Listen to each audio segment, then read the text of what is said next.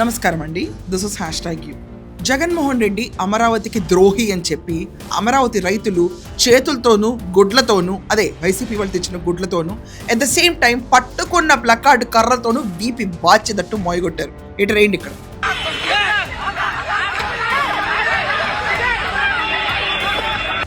ఏదేమైనా జగన్మోహన్ రెడ్డి మాత్రం ట్విట్టర్లో స్పందిస్తున్నాడు. తాను అమరావతికి వచ్చే దాఖలాలు కనిపిస్తున్నాయి.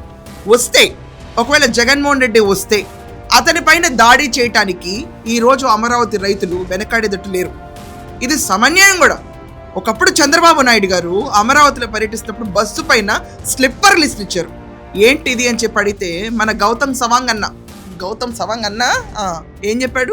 భావ ప్రకటన స్వేచ్ఛలో ఇదొక మార్గం, దాన్ని మనం కండెమ్ చేయలేమన్నాడు.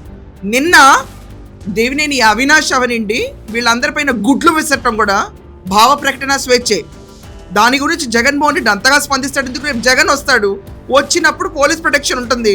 అవును, వీళ్ళు గుడ్లు రాళ్ళు రౌడీలు గంజాయి బ్యాచ్ అందరు నేసుకొస్తారు. ఇక నిన్న చూసాం కదా, టీడీపీ కార్యాలయం ధ్వంసం చేసిన గంజాయి బ్యాచ్ ఒక్కడిని నేసుకొచ్చి అతనితోనే పెద్ద పెద్ద రాళ్ళు వేసి అమరావతి రైతులపైన ఇంకా కొడదామని చూస్తున్నారు. రేపు వీళ్ళు ఇలాగే వస్తారు, రైతులు తిరగబడి చెప్పులు ఈసారి చీపర్లకు పని చెప్పారనుకోండి. ఇది భావ ప్రకటన స్వేచ్ఛే కాదని అనగలుగుతారా? జగన్మోహన్ రెడ్డి ట్విట్టర్లో ఏం రాశాడో ఒకసారి చూడండి.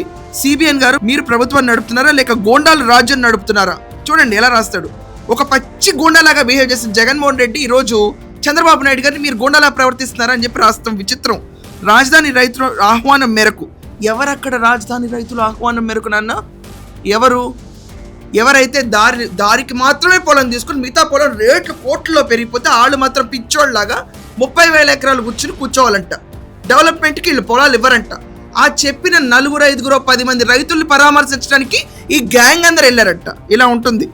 మేరకు సిఆర్డీఏ పరిరక్షణ కమిటీ కలిపి వెళ్తున్న వైఎస్ఆర్సీపీ మాజీ మంత్రులు ఎమ్మెల్యేలపై దాడులు చేయిస్తారు. చంద్రబాబు నాయుడు గారు ఎక్కడ చేయించారు?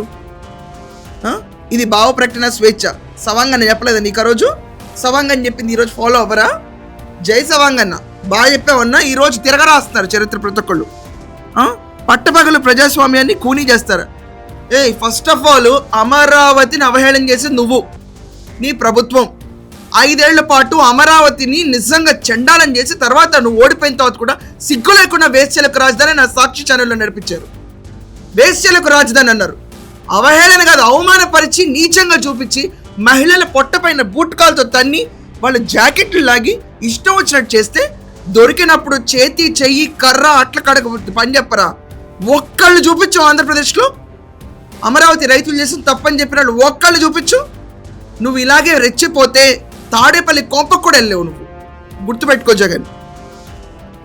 ఇంకా చేస్తుంటే అవినీతి దోపిడీపై రైతుల దౌర్జన్యాలు బయటకు రానియకుండా ఉండేందుకు ఇలాంటి దుర్మార్గాలు చేస్తారా? ఇది స్వయంగా మీరు ఉసుగొల్పిన దాడి కాదా? పోలీసులు ఉన్నత భద్రత కల్పించడానికి లేక అరాచకాలకి? ఏమండి ఇక్కడే ఇతను చెప్తాడు, పోలీసులు ఏం చేస్తారు, మీరు కదా చేసింది దాడి అంటాడు. పోలీసులు క్లియర్గా చెప్పారు వెళ్ళొద్దు, వెళ్తే పీకినట్టున్నారు, క్లియర్గా ఉంది సిచ్యువేషన్, మీరు వెళ్తే తన్నించుకోవడం ఖాయమని. లేదు, మాకు ఆ తన్నుడు కావాలనుకుని వెళ్ళారు. పోలీసుల పైన ఇరుచుకుపడ్డారు. అంబటి రాంబాబు అయితే SC/STలు తిట్టని కూడా తిట్టాడు. ఆ కేసులో కూడా నమోదైంది. గుడ్లు తీసుకెళ్లారు, రాళ్ళు తీసుకెళ్లారు, వాళ్ళ దగ్గర ఉన్న ప్లకార్డ్తో చీప్ కొడితే అవతల పడ్డారు వీళ్ళు. పేరుని కనీసం తలంచుకుని వచ్చాడు. అంబటి రాంబాబు అయితే కళ్ళు కింద దించట్లా. వాళ్ళపైన హత్యాయత్నం జరిగిందంట. దొంపదగా రాళ్ళు లేసి హత్యాయత్నం వాళ్ళు చేశారంటాడు. అర్థం ఉంది అసలు ఎక్కడైనా? ఇలా ఉంటుంది. ఇంకేమంటాడంటే రేపటి నుంచి స్పందన డిఫరెంట్గా ఉంటుంది అంటండి.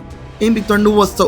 నువ్వు వస్తే కూడా స్పందన ఇదే ఉంటుంది. ఎందుకంటే నువ్వు పులివెందుల ఎమ్మెల్యే, వాళ్ళు ఓడబైకిన నాగడదుంపలు, వాళ్ళు ఓడిపోయిన ఎమ్మెల్యేలు, నువ్వు పులివెందుల ఎమ్మెల్యే. పులివెందుల ఎమ్మెల్యే వస్తే ఏముండదు, మాజీ ముఖ్యమంత్రి అన్న మర్యాద ఎప్పుడు వస్తుంది తెలుసా? అదే రీతిలో వ్యవహరిస్తే, అదే రీతిలో మనిషి ప్రవర్తిస్తే ఒకప్పటి ముఖ్యమంత్రి అని చెప్పి ఎన్నాళ్ళకైనా మర్యాద ఇస్తారు. పదవిలో మళ్ళీ రావాల్సిన అవసరం లేదు. ఓడిపోవటం గెలవటం సర్వసాధారణం రాజకీయంలో.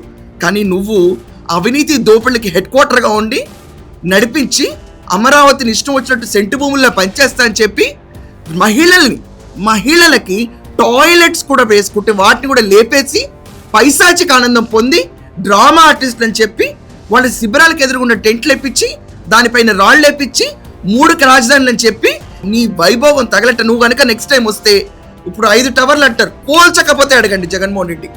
ఇక్కడి నుంచే కూర్చొని చెప్తున్నాను, సాక్షాత్ ముఖ్యమంత్రిని చెప్తున్నాను. మళ్ళీ రెచ్చిపోయి ఏవైతే టవర్లు కడుతున్నారో వాటిని నాశనం చేస్తాడు. అది కావాల్సింది జగన్మోహన్ రెడ్డికి. ఇలాంటి జగన్మోహన్ రెడ్డి రేపు అమరావతిలో అడుగు పెడితే రైతులు ఇదే రకంగా సమాధానం చెప్తే రాష్ట్రం అంతటా సింపతి పోరవుతుంది అనుకోకండి. రాష్ట్రం అంతటా అమరావతి పక్కన ఉంది కాబట్టి 124 స్థానాలు వచ్చినాయి కూటమికి. వాళ్ళు కూర్చుని 3 కుంపట్లాట చెప్పలా, వెకిలి వేషాలు వేయలా, అమరావతి ఒక్కటే నినాదం అన్నారు. అందుకని రాష్ట్రం అంతటా ఒప్పుకొని జగన్మోహన్ రెడ్డిని పక్కన పడేసి ఈరోజు ఇచ్చారు. ఓడి కూర్చున్న అంబటైనా రేపు పులివెందుల ఎమ్మెల్యే అయినా ఇదే గతి పట్టక మారదు. రేపు జగన్మోహన్ రెడ్డి వస్తే పుష్పగుచ్చాలతో ఆహ్వానిస్తారా, లేకపోతే రైతులు ఇలాగే తిరగబడతారా? మీ ఒపీనియన్ ఏంటో ఖచ్చితంగా కమెంట్స్లో రాయండి.